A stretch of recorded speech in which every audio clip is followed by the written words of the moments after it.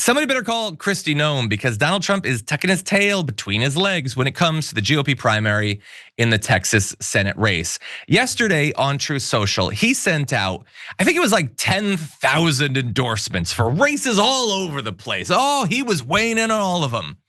But on the highest profile race in the Republican Party right now, between John Cornyn, Ken Paxton, Wesley Hunt, he just don't know who he want to support because I think he's scared to get it wrong. And he was asked about this weird strategy in such a high profile and incredibly consequential race. And this is what he had to say. A lot of Republicans in DC are asking you to endorse John Cornyn, but you haven't yet. Is there a chance you would endorse Paxton, and why haven't you endorsed Cornyn? I just haven't made a decision on that race yet. It's got a ways to go, and I haven't. He's a good man. John is I like all three of them, actually. I like all three. Those are the toughest races.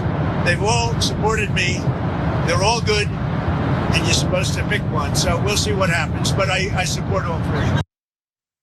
I support all three.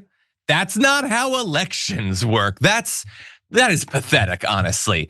The Republicans are really worried that if it's Paxton, that's gonna make it significantly easier for a Democrat to potentially win. Winning in Texas would make it significantly easier for the Democrats to potentially take over the Senate. So regardless of which dog you have in the fight, it matters who wins this thing. They are different candidates. They're very different in a lot of different ways.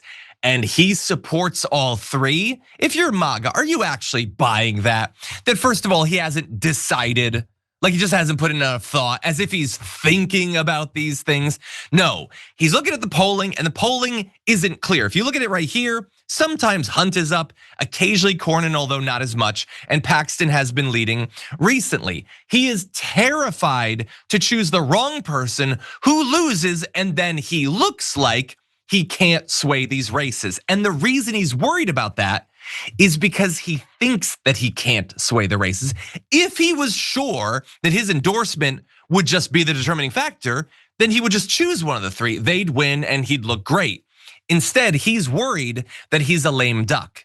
And ironically, by his fear making it so that he's not choosing one, he's acting like a lame duck. He's not wielding any power because he feels powerless.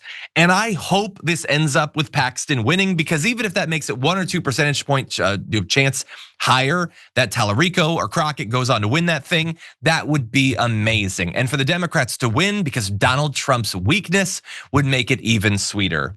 Yaz, this will determine who will be your senator. So what do you make of his non-endorsement?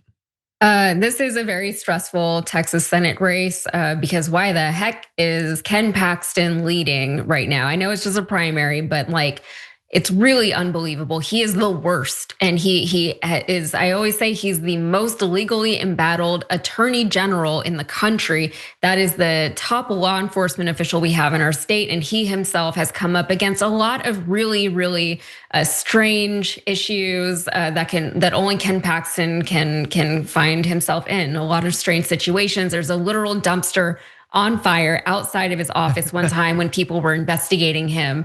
Whenever the Texas GOP, not just regular Republicans, but Texas Republicans even tried to get him out of office because he's so terrible. And my statesmen have decided that this is the person that they want to elevate over John Cornyn. And John Cornyn is interesting because he's the incumbent senator. He's been serving Texas along with Ted Cruz, our other more boisterous, more public-facing senator. But John Cornyn is very MAGA. He's not as obvious, but he is very supportive of Donald Trump. And since he's been running for his reelection campaign against now Ken Paxton.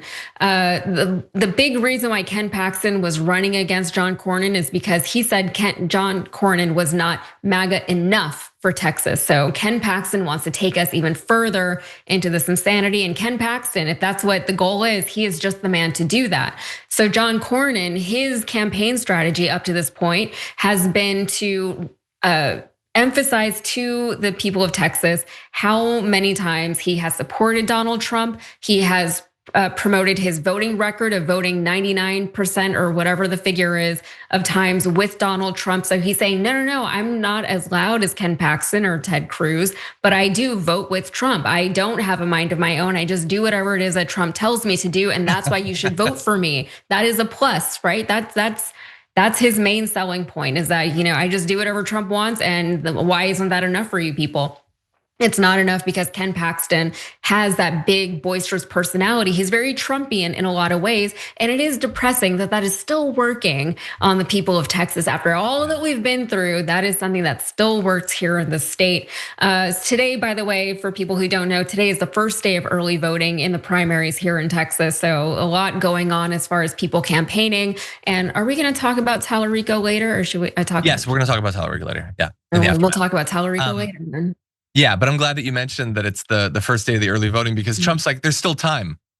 People are voting. Like, you literally have to do it right now. He hasn't endorsed. Yeah, like today's the first day that we're voting. Yeah, it's crazy. What are you going to endorse him after he's inaugurated? Like after he's sworn in? It's utterly pathetic. And also, just bear in mind when it goes to the general election, Ken Paxton has the corruption stuff hanging over his head. He has the weird stuff coming out of his divorce proceedings that seem to imply an alleged affair, going up against a Tallarico, that's probably not going to play really well either. So there are some significant things hanging over Ken Paxton's head.